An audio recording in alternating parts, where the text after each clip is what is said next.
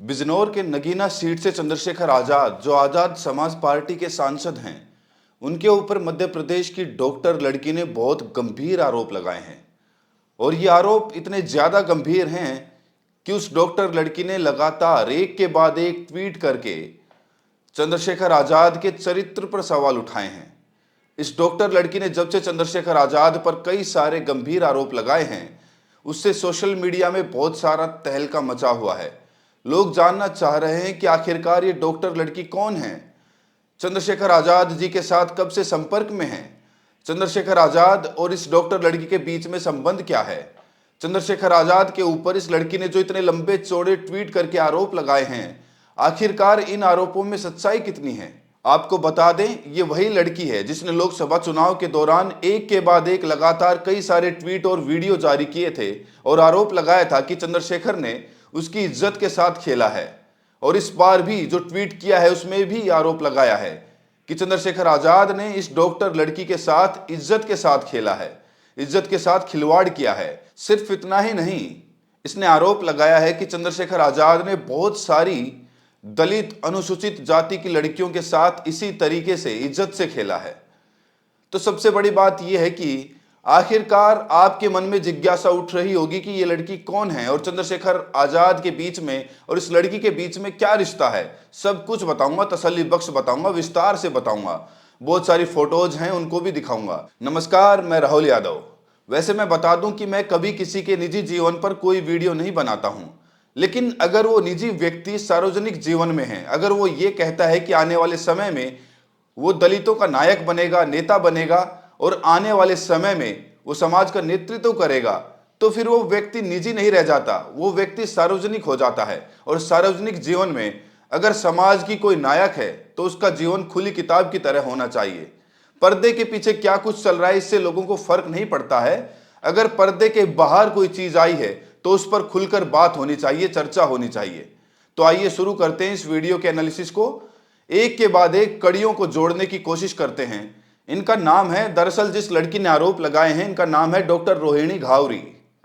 और ये डॉक्टर रोहिणी घावरी मध्य प्रदेश के इंदौर जिले की रहने वाली हैं। इनके पिताजी एक सफाई कर्मी हैं और ये जो है स्कॉलरशिप पर इन्होंने स्विट्जरलैंड से पीएचडी की पढ़ाई की है। और डॉक्टर रोहिणी घावरी तब चर्चा में आई थी तब इन्होंने संयुक्त राष्ट्र के यूनाइटेड नेशंस में भारत की तरफ से देश को संबोधित किया था। तब उस समय रोहिणी घावरी चर्चा में आई थी। बाबा साहेब डॉक्टर अंबेडकर को लेकर, उनके जीवन संघर्ष को लेकर बहुत सारे ट्वीट किया करती हैं।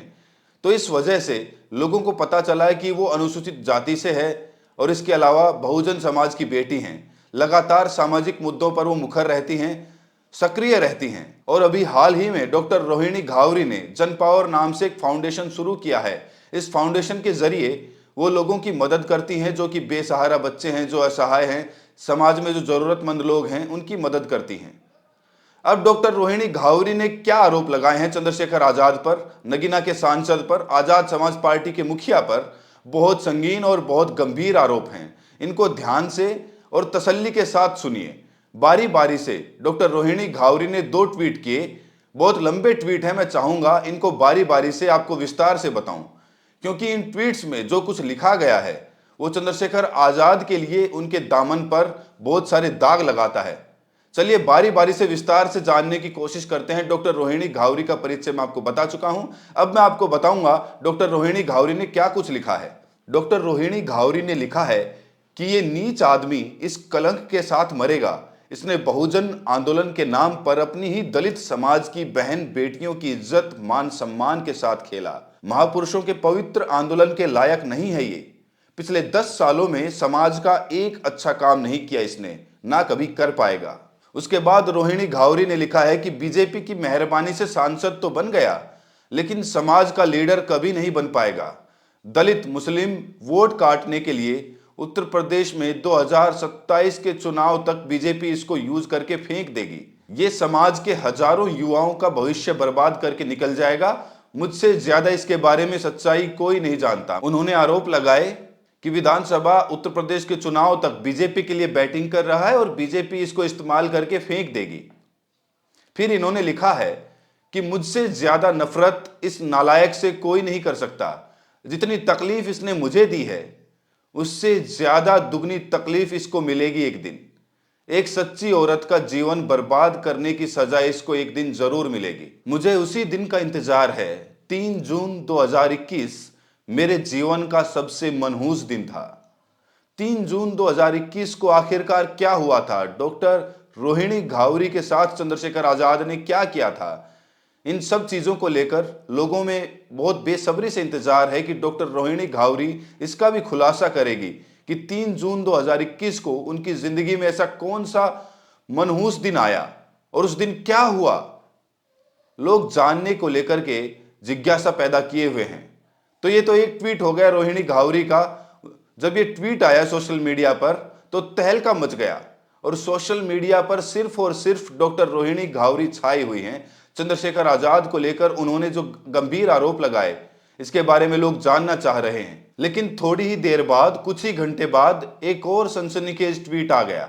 इस बार डॉक्टर रोहिणी घावरी और ज्यादा गुस्से में थी और ज्यादा रौद्र रूप धारण करके उन्होंने ट्वीट किया, ऐसी भाषा का इस्तेमाल किया जिससे लग रहा है कि डॉक्टर रोहिणी घावरी बहुत ज्यादा जो है इनके अंदर खुंदस भरी हुई है, बहुत ज्यादा गुस्से में हैं।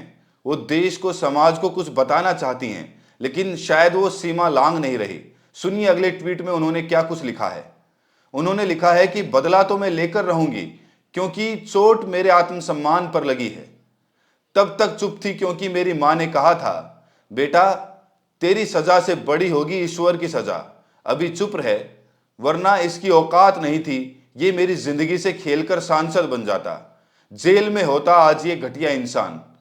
औरत अबला नहीं होती है, अपने सम्मान के लिए लड़ना जानती है, इसकी औकात नहीं ये वाल्मीकि या वंचित समाज में घुस पाए। मैं देखती हूं अब कैसे करेगा राजनीति, समाज को नुकसान पहुंचाकर। इसको खत्म करने के लिए अब मुझे अपने हाथ गंदे करने ही पड़ेंगे, लेकिन अब और समाज का नुकसान नहीं होने दूंगी।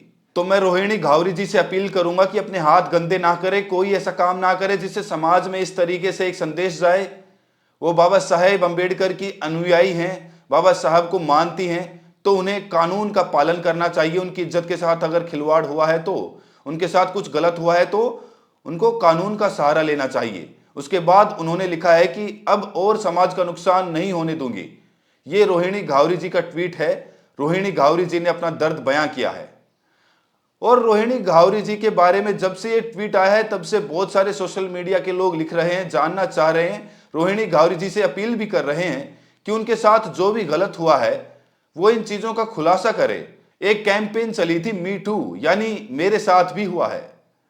और जब ये कैंपेन चली थी उस समय कई सारी महिलाएं जो हैं उनके साथ जो गलत हुआ, उनकी इज्जत के साथ खिलवाड़ हुआ। लोकसभा चुनाव के दौरान उन्होंने बहुत सारे ट्वीट और वीडियो जारी किए थे। एक वीडियो में चंद्रशेखर आजाद रोते हुए भी दिखाई दे रहे थे। कई सारे ऐसे वीडियो भी सामने आए जिसमें चंद्रशेखर आजाद और रोहिणी घावरी एक दूसरे के साथ वीडियो कॉन्फ्रेंस में हैं। तो इस समय जो है एआई का जमाना है, तकनीकी जो है उसके साथ बहुत सारी छेड़छाड़ भी होती है। तो रोहिणी घावरी को चाहिए कि वो सारी चीजें, अगर उनके साथ कुछ गलत हुआ है तो उसको सार्वजनिक करे। और कभी लोकसभा चुनाव के दौरान वो आती हैं और आरोप लगा करके चली जाती हैं, कभी अचानक बीच में फिर वो एक दो ट्वीट कर देती हैं। और इस बार लोकसभा चुनाव के लगभग 1 साल बाद वो फिर से अचानक आई हैं और इस बार उन्होंने इतना कुछ लिख दिया है कि अब तो लोग रोहिणी घावरी को जितना ज्यादा सर्च कर रहे हैं, जितना ज्यादा उनके बारे में जान रहे हैं, इससे पहले रोहिणी घावरी सोशल मीडिया पर चर्चित नहीं थी। ये तो समय के साथ पता चलेगा कि ये राजनीतिक चाल है या फिर इसमें सच में कुछ सच्चाई है। आप क्या सोचते हैं इसके बारे में कमेंट्स में हमें जरूर बताएं। तो मिलते हैं अगली वीडियो में, तब तक के लिए अपना ख्याल रखें।